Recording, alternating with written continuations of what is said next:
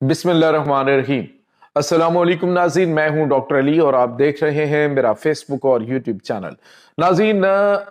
भारत की रियासत बिहार के वजीर आला ने बेगैरती की इंतहा कर दी है। आप अंदाजा लगाइए नाज़रीन कि कल एक मुस्लिम खातून के चेहरे से नकाब नोचा और आज मीडिया पर इतना घटिया और गलीज तरीन बयान दिया गया है, जिसके बाद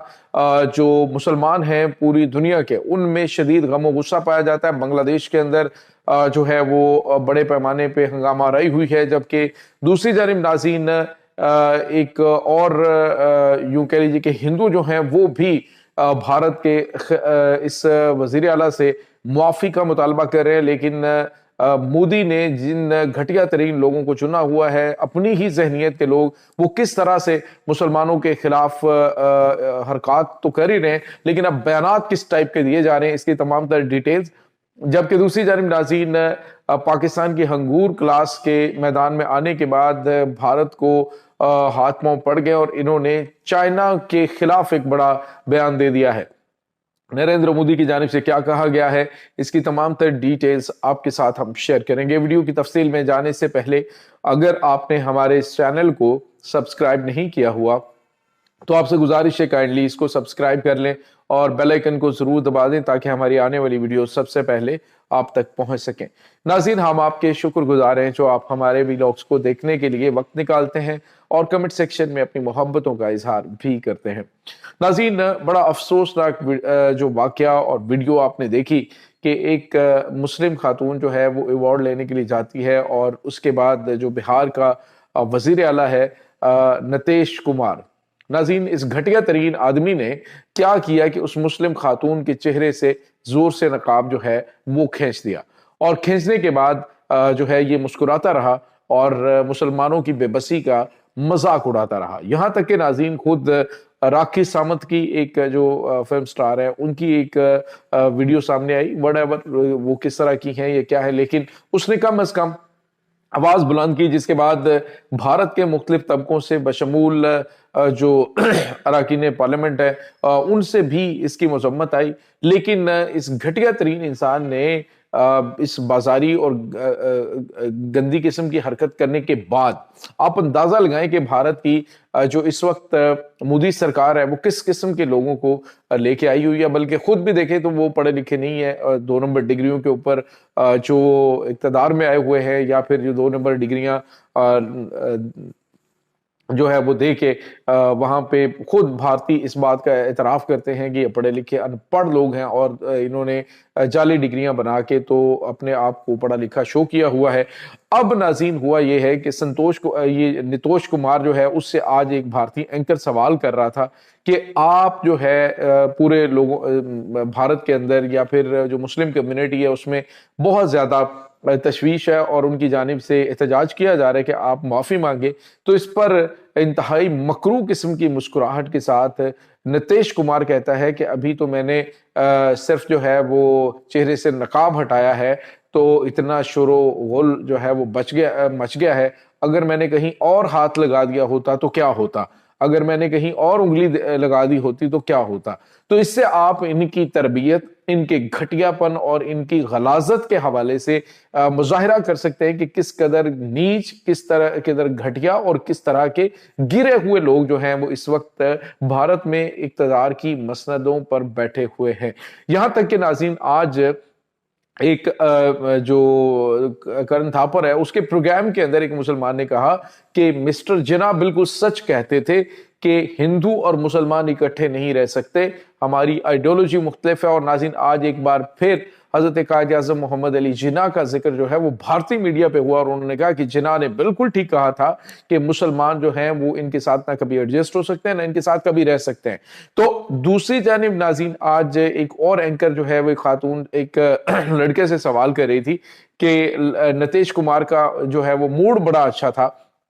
तो उसने इसके मुंह पे जनाटेदार थप्पड़ मारा। तो उसने कहा कि तुम एंकर हो اور تم پیاری بھی لگ رہی ہو، تو اگر میرا موڈ اچھا ہے تو کیا میں تمہارا یہاں پہ جو ہے وہ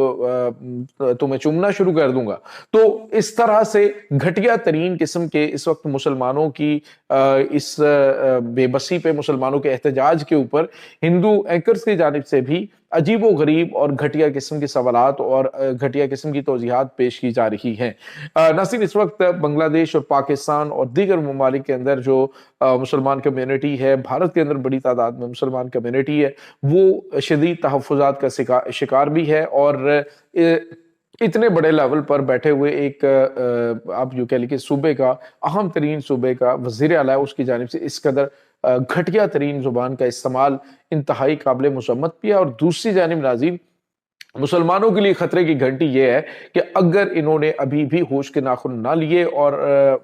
وہاں پر انڈیا کے اندر اپنے ایک الگ وطن کے حوالے سے کوششیں شروع نہ کی، تو ان کے لیے مسائل جو ہے وہ دن بدن بڑھتے چلے جائیں گے۔ اس کے بعد ناظرین، ایک اور بڑی اور اہم خبر ہے۔ پاکستان نے آج جو ہے ہنگور کلاس